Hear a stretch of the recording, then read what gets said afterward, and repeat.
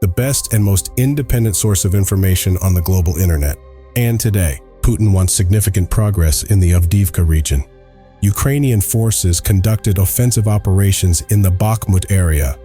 A Russian military blogger is dissatisfied with progress on the front. This and more. Russian President Vladimir Putin suggests that expectations for significant Russian advances in the Avdiivka area of the Donetsk Oblast may be too high. In an interview on national television on October 15th, he described Russian actions in the area as active defense, a change of tone from previous descriptions of military activity.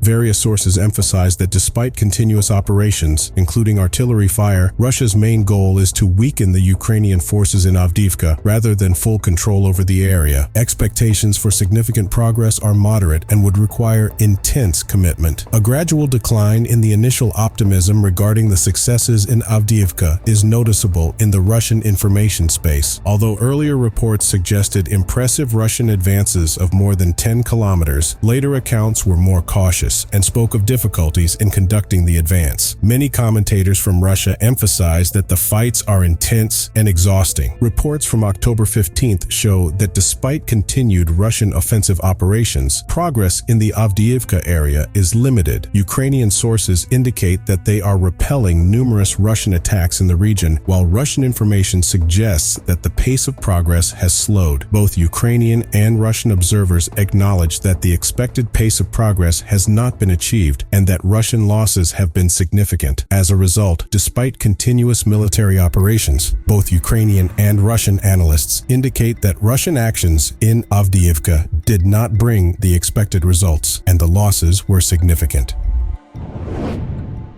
In recent months in Mariupol, Ukrainian guerrillas have claimed credit for the elimination of over 40 Russian soldiers, mostly through poisoning. In one of the latest incidents, cited by the sources of the Kiev Post, during an operation prepared for several weeks, 26 Russian soldiers were killed and 15 were hospitalized. The partisans explained the effectiveness of this operation by the change of personnel and the naivety of the Russians, whom they colloquially called orcs.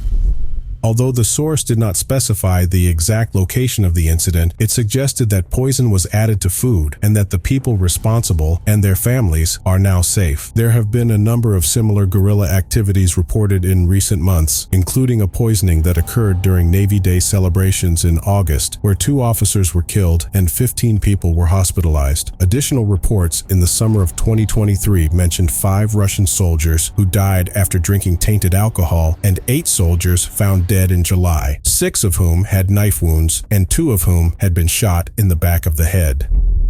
Although no one officially admitted to these crimes, it was indicated that the Russian authorities were trying to hide them to avoid unrest among the military. Mariupol guerrillas expressed their determination to help Ukraine through various means, including sabotage and supplying poison products.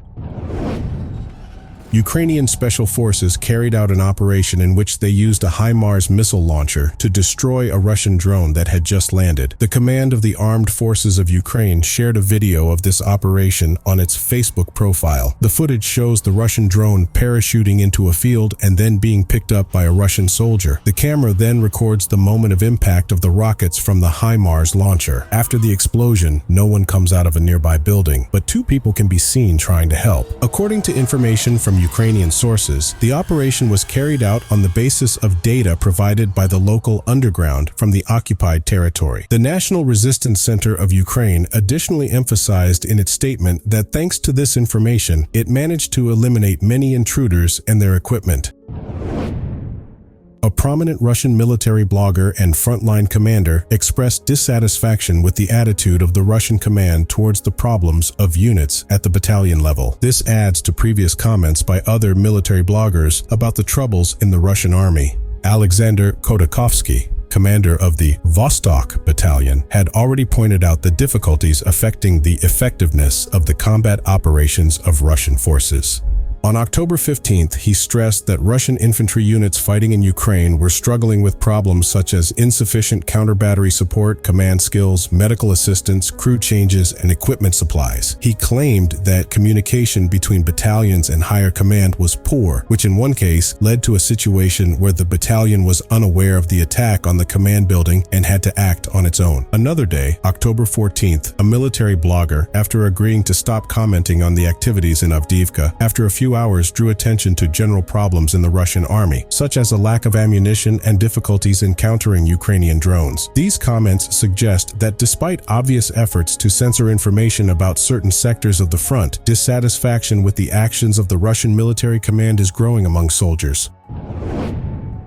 Russian forces launched an offensive in the Luhansk Oblast, focusing on capturing the rest of the oblast and heading west towards the eastern Kharkov Oblast and the northern Donetsk Oblast. On October 15th, near Kupiansk, they attempted an attack, although no specific progress was recorded. Although Russian mill bloggers have reported on the possible takeover of several locations, such as Sinkovka and Ivanivka, evidence for these claims has not been conclusively confirmed. Ukrainian sources reported that their forces successfully repelled Russian attacks. In another area along the World-Crimea line, Russian forces also conducted offensive operations on the same day. Despite information about the movement of Russian forces in an imprecisely defined area of this line, there is no clear evidence confirming these reports. The Ukrainian General Staff reported that Ukrainian forces successfully repelled Russian advances in various locations. Ultimately, the Russian Ministry of Defense confirmed that their forces had repelled Ukrainian attacks in specific areas, but the overall situation on the front was dynamic, with both sides reporting varying degrees of success and setbacks.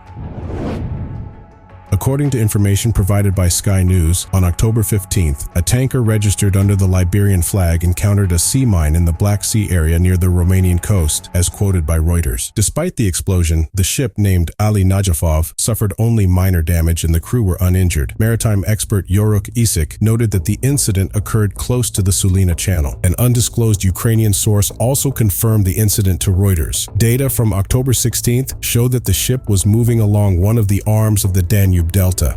This was the second such case in October, when earlier, on the 5th of the month, a Turkish-flagged ship also hit a mine, as reported by Reuters. Shipping safety in the Black Sea region has deteriorated, mainly due to the actions of Russia, which unilaterally withdrew from the grain agreement and made attempts to disrupt maritime communications, including blocking trade routes and attacking Ukrainian ports. In the context of these actions, the British Ministry of Defense warned earlier this month about the potential use of naval mines by Russia to attack civilian shipping vessels in the Black Sea.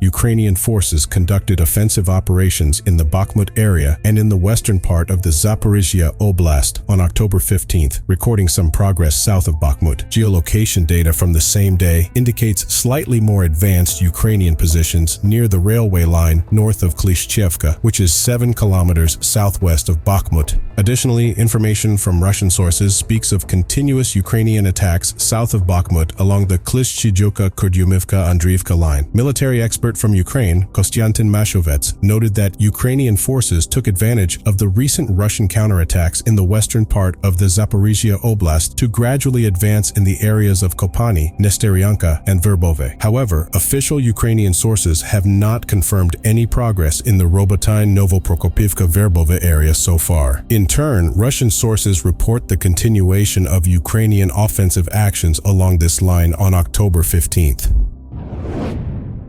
On October 15th, Ukrainian forces launched a counteroffensive near Bakhmut, achieving some limited success. Materials published that day indicate the activities of the 4th Brigade of the Luhansk People's Republic near the railway line north of Klishchiivka, suggesting some minor advances by the Ukrainian army in the area.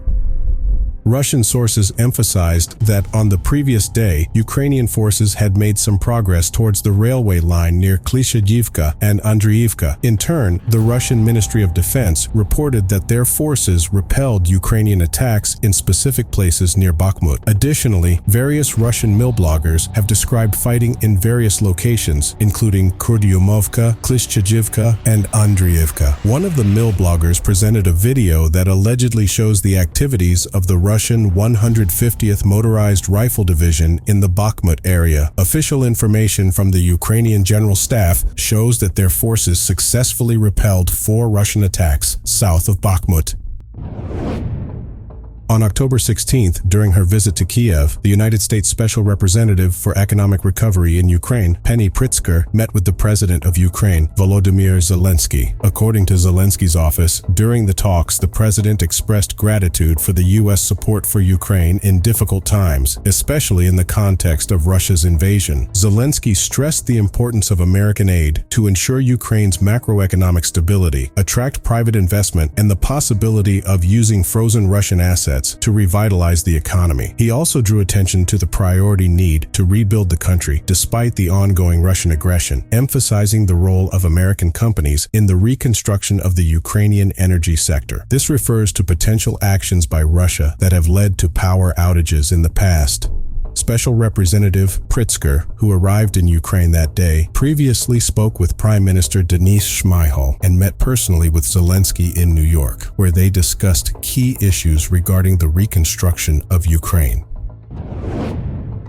Russia relies heavily on the import of drones from China, as Russian Finance Minister Anton Siluanov admitted on October 16th. During a meeting of the State Duma Committee on Budget and Taxes, Siluanov expressed gratitude to the HIN, but emphasized the need to develop Russia's own drone production. He indicated that the Russian budget allocates $600 million or 60 billion rubles for the development of domestic drone production. Its goal is for 41% of drones to be produced in Russia by the year 2025. Although earlier reports suggested that China was providing Russia with technology with potential military applications, including drones, this was the first official confirmation from a Russian official. In August, it was reported that after the U.S. disclosed information about the export of drones from China, Beijing decided to limit their export out of fear of possible use for military purposes. Although China declares neutrality in the Russian-Ukrainian conflict and appeals for a diplomatic solution, it does not criticize Russia's actions and maintains close relations with it. Drones play a key role in the Russian invasion of Ukraine, serving, among others, to recognize and conduct attacks.